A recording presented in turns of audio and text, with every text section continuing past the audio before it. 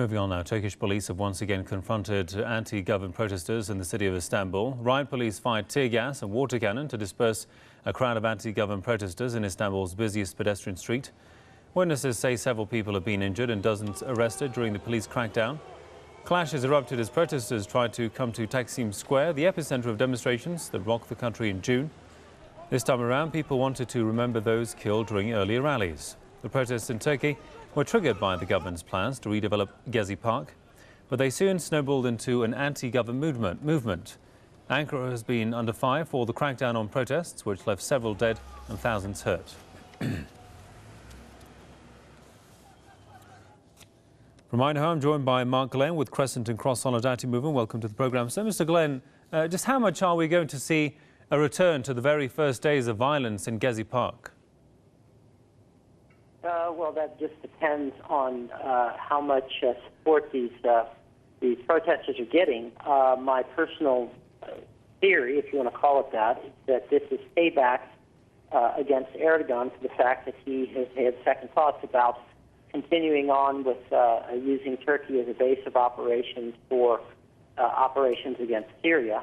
I think that the most recent meeting that he had with Barack Obama that took place just a mere few weeks before these protests started, probably he told President Obama that now that Russia has decided to step into this thing in a very manly fashion, that Turkey is no longer interested in getting involved in World War III, and that the payback for this is that the United States is using these various groups that it has used throughout the rest of the world to bring about these color revolutions, that they are using these groups now to cause this kind of unrest in Turkey as a means of punishing Erdogan. So I think that it's really a case of how much the United States and these other Western governments want to push Erdogan and to push the issue, and whether or not they think that Erdogan is going to buckle under the pressure. But with regards to the protest itself in Turkey, we know that the development project at Gezi Park has been cancelled now. I mean, just looking back at how the issue was dealt with, was there any need for violence, and why couldn't the issue be solved peacefully?